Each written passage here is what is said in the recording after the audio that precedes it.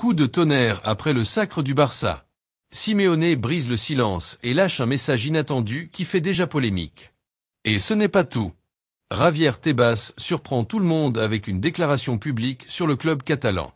Pendant que les célébrations battent leur plein, Joan Laporta frappe fort avec 2 annonces majeures qui vont changer l'avenir du Barça.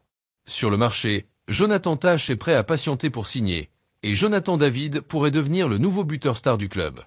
Restez bien jusqu'au bout, abonnez-vous, likez et activez les notifications pour ne rien manquer du feuilleton Blaugrana. Quand le FC Barcelone remporte un titre, ce n'est jamais anodin. Et cette saison 2025 n'a pas échappé à la règle. Le Barça vient de décrocher son 28e titre de champion d'Espagne, un trophée qui ne s'est pas seulement gagné sur le terrain, mais aussi dans les coulisses, dans les bureaux et même dans les cœurs. Ce n'est pas juste une coupe de plus dans l'armoire, c'est un symbole de renaissance. Ce titre arrive dans une période charnière pour le club, et il est accompagné d'un message fort, même de la part de ceux qu'on n'attendait pas. Javier Tebas, président de la Liga et souvent vu comme un obstacle pour Barcelone, a félicité le club publiquement. En espagnol, en catalan, en anglais et même en arabe. Certains diront que c'est sincère, d'autres y verront une tentative maladroite de se racheter. Mais le plus important, c'est que malgré les tensions passées, le président de la Ligue a dû reconnaître la grandeur du Barça. Son message parlait d'un championnat exigeant où chaque point est une récompense de la persévérance. Et oui, de la persévérance, il en a fallu au Barça pour surmonter les obstacles imposés par la Liga elle-même. Entre les complications d'enregistrement de joueurs, comme Dani Olmo et Pau Victor, et les restrictions économiques, le club catalan n'a jamais eu la tâche facile. Pourtant, il a tenu bon. Et sur le terrain, la réponse a été magistrale. Le match référence reste ce 4-3 infligé au Real Madrid à Montjuïc. Une victoire pleine d'envie, de qualité et de caractère. Cette saison, les jeunes ont pris leurs responsabilités. Ils ont montré que l'écusson du Barça ne pèse pas sur les épaules mais donne des ailes. Le club a proposé un football offensif, créatif, fidèle à son identité. Les supporters n'ont pas simplement vu des victoires, ils ont vu la naissance d'une nouvelle génération de champions. Ce titre est aussi une victoire contre toutes les tentatives de déstabilisation. On a souvent tenté d'arrêter le Barça dans les bureaux, mais c'est sur le terrain que le club a répondu. Avec des buts, des victoires et des titres. Le message est clair, on peut essayer de bloquer ce club dans les couloirs administratifs, mais on ne peut pas arrêter une institution faite pour briller. Et derrière cette réussite, il y a aussi un homme qui continue de marquer l'histoire du Barça, Joan Laporta. Le président, souvent critiqué, parfois contesté, a une nouvelle fois montré qu'il savait mener le club dans les moments décisifs. Lors des célébrations du titre, Joan Laporta ne s'est pas contenté de faire la fête. Il en a profité pour faire 2 grandes annonces. La première, c'est sa candidature pour les prochaines élections présidentielles du club. Il veut continuer ce projet qu'il mène depuis plusieurs saisons. Un projet qui a permis de sauver le club économiquement, qui a redonné de l'espoir aux supporters et qui a construit une équipe très compétitive. Malgré les difficultés, malgré la pression constante, Laporta estime que ce qu'il fait avec son équipe dirigeante mérite de continuer. Il pense que le Barça est sur le bon chemin et que l'avenir sera encore plus radieux. La deuxième annonce concerne le retour du Barça au Spotify Camp Nou. Après des mois de travaux et d'attente, le club reviendra enfin dans son stade en septembre. C'est un symbole fort. Ce n'est pas juste un retour à la maison. C'est la fin d'une période compliquée. C'est la preuve que le club avance. Le nouveau Camp Nou ne sera pas seulement un bijou architectural. Ce sera aussi le cœur battant d'un Barça en reconstruction. Et pour Laporta, c'est une victoire importante. Il l'a dit clairement lors de son passage à la radio El Món, le projet est sur de bons rails. Il n'y aura pas d'élection anticipée. Les délais seront respectés. Il ne veut pas utiliser les titres pour renforcer sa position. Ce qui compte, c'est l'éthique et le respect des engagements. Pendant ce temps, le vestiaire reste concentré. Lors du match contre l'Espagnol, celui qui a scellé le titre mathématiquement, les joueurs ont montré une attitude exemplaire. Pas de provocation, pas d'excès. Juste des câlins, des sourires et une marche directe vers les vestiaires. Une réponse classe après les incidents survenus il y a 2 ans dans le même stade, lorsque des supporters adverses avaient envahi la pelouse pour empêcher la célébration des Blaugrana. Aujourd'hui, le Barça est plus mature. Et ça se voit dans les gestes, dans les attitudes, dans les choix. Les images de la nuit du sacre resteront dans les mémoires. Marc Casado fêtant le titre à Canalette, Pedri, Dani Olmo, Eric Garcia et Inigo Martinez se baladant à vélo dans les rues de Barcelone. Une ville conquise, non pas par des voitures de luxe, mais par des joueurs humbles et heureux. Le football retrouvé. Le Barça retrouvé. Et pendant que la fête battait son plein, dans l'ombre, le club préparait déjà la saison prochaine. Car pour continuer à briller, il faut aussi se renforcer. Et cette fois, le nom qui agite les coulisses du mercato, c'est celui de Jonathan Tah. Défenseur central allemand de 29 ans, pilier de la défense du Bayer Leverkusen, Tah est au cœur d'une bataille entre deux géants européens. Le Bayern Munich d'un côté, le FC Barcelone de l'autre. En Allemagne, on annonce déjà un accord imminent avec le Bayern. Mais selon Mundo Deportivo, rien n'est encore signé. Le joueur n'a pas pris sa décision finale. Il a un accord verbal avec Barcelone, mais celui-ci n'a pas encore été formalisé. La raison, des problèmes économiques et les limites imposées par le fair-play financier de la Liga. Le Barça veut le joueur veut le Barça, mais la réalité financière freine tout. Hans Flick, nouvel entraîneur du Barça, connaît très bien Jonathan Tah. Ils ont travaillé ensemble en sélection et leur relation est excellente. Flick voit en lui un élément clé pour solidifier la défense. Et ce lien personnel pourrait faire pencher la balance. Tah est prêt à attendre. Il ne veut pas précipiter son choix. Il espère que le Barça trouvera une solution rapidement. Mais le temps presse.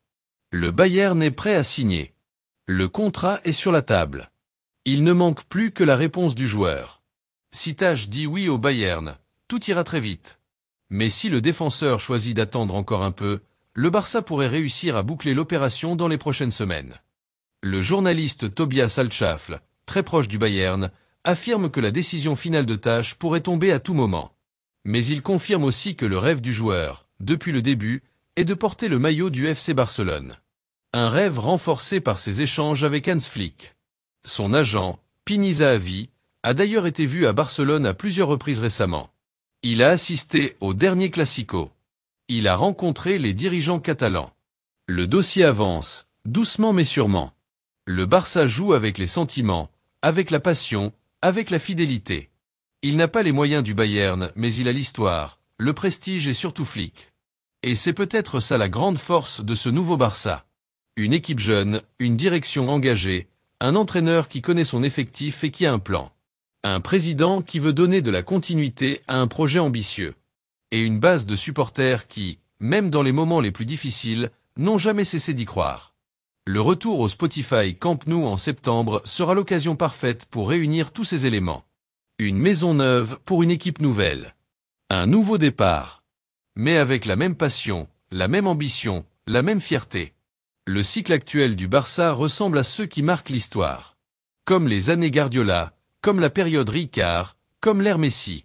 Ce que vit le club en ce moment, c'est une renaissance.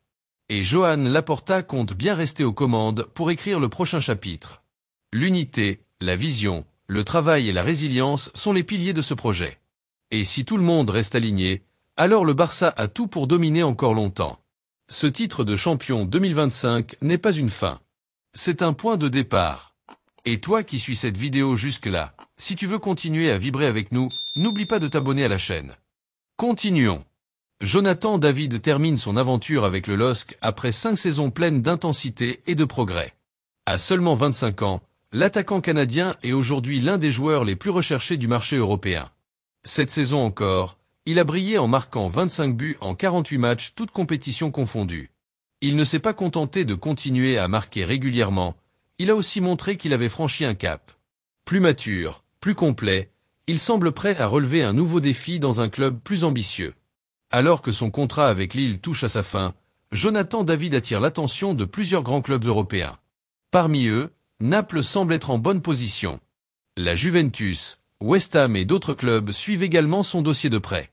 Mais une autre équipe garde discrètement un œil attentif sur lui depuis un moment, il s'agit du FC Barcelone. Le club catalan suit ses performances avec intérêt et a déjà étudié en détail son profil. Deco et Hansi Flick voient en lui un joueur stratégique, capable d'apporter de la jeunesse, de la puissance offensive et surtout des buts. Jonathan David n'a jamais caché son admiration pour le Barça. Dans une interview, il a confié qu'il avait grandi en regardant les matchs du club catalan. Il a cité Ronaldinho et Messi comme ses idoles. Et il a même ajouté que jouer un jour au Barça était un rêve. Ce genre de déclaration ne passe pas inaperçu quand on sait que le club cherche justement à renforcer sa ligne d'attaque avec des profils jeunes et ambitieux. Son attachement personnel à Barcelone pourrait faire la différence si le club décide de passer à l'action. Dans le contexte actuel, le Barça construit un nouveau projet, plus jeune, plus équilibré, avec une vision à long terme. L'arrivée d'un joueur comme Jonathan David pourrait parfaitement s'inscrire dans cette logique. Il connaît déjà le haut niveau européen, il est libre de tout contrat et il a encore de belles années devant lui. Le moment semble idéal pour lui comme pour le club. Reste à savoir si Barcelone fera le pas décisif. Et vous, pensez-vous que Jonathan David serait un bon choix pour renforcer l'attaque du Barça cette saison? Dites-le nous en commentaire. Alors que le FC Barcelone fête encore son titre de champion d'Espagne, une nouvelle tension commence à apparaître en coulisses. Et cette fois, elle vient tout droit de Madrid. L'entraîneur de l'Atlético, Diego Simeone, n'a pas attendu longtemps pour faire parler de lui. Dans une récente interview, il a commencé par reconnaître la belle saison du Barça. Selon lui, le club catalan a mérité son sacre, grâce à sa constance et à sa capacité à surmonter les moments difficiles. Des félicitations sincères, du moins en apparence. Mais fidèle à son style, Simeone n'a pas tardé à glisser une petite pique. Il a souligné que gagner une fois est déjà compliqué, mais que le plus dur commence maintenant pour Barcelone. Il faudra confirmer sur le long terme et continuer à dominer face à des adversaires qui n'attendent qu'un faux pas. Une manière subtile de dire que le plus grand défi pour le Barça ne fait que commencer. Mais le plus intéressant est venu ensuite. Interrogé sur les futurs mouvements de l'Atlético de Madrid, le coach argentin a laissé entendre qu'un grand ménage se prépare. L'un des départs annoncés est celui d'Angel Correa, qui devrait rejoindre la Ligue mexicaine à la fin de la saison. Ce départ libérerait une place importante dans l'effectif, et c'est là que Simeone a décidé de dévoiler un nom qui va faire beaucoup parler. Il s'agit de Pablo Gavi. Le jeune milieu de terrain du Barça est l'un des joueurs les plus appréciés par Simeone. Dans l'interview, il a déclaré sans détour qu'il adore les joueurs courageux, ceux qui n'ont pas peur du combat, qui jouent avec leur cœur et ne se cachent jamais. Et selon lui, Gavi incarne parfaitement cet esprit. Il a même ajouté que dans son système, le joueur barcelonais aurait un rôle central et plus de liberté pour s'exprimer. Ce n'est pas la première fois que le nom de Gavi circule dans les rumeurs de transfert. Cette saison, son temps de jeu a légèrement baissé avec l'arrivée de Hansi Flick et la forte concurrence au milieu de terrain. Même s'il reste un joueur utilisé régulièrement, il est un peu moins influent qu'avant. Et c'est justement ce léger recul qui attire l'attention de l'Atlético. Simeone voit là une opportunité. Mais malgré l'intérêt du club madrilène, il faut rappeler que Gavi est très attaché au Barça. Dans plusieurs interviews, il a affirmé que jouer pour ce club était plus qu'un rêve. Il a grandi à la Masia, il connaît les valeurs du club et il veut faire partie de son futur.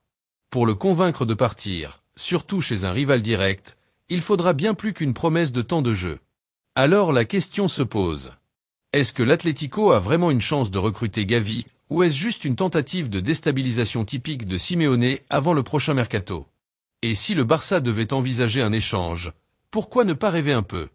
Et si en retour on réclamait un certain Julián Álvarez, histoire d'équilibrer la balance? À toi de nous dire ce que tu en penses. Est-ce que Gavi doit rester au Barça ou serait-il mieux valorisé à Madrid? Donne ton avis en commentaire et abonne-toi pour suivre tous les rebondissements du Mercato Blaugrana. Active la cloche pour recevoir toutes les prochaines vidéos sur le FC Barcelone. L'aventure ne fait que commencer. Merci pour ton soutien et à très bientôt pour de nouveaux épisodes de cette incroyable histoire catalane.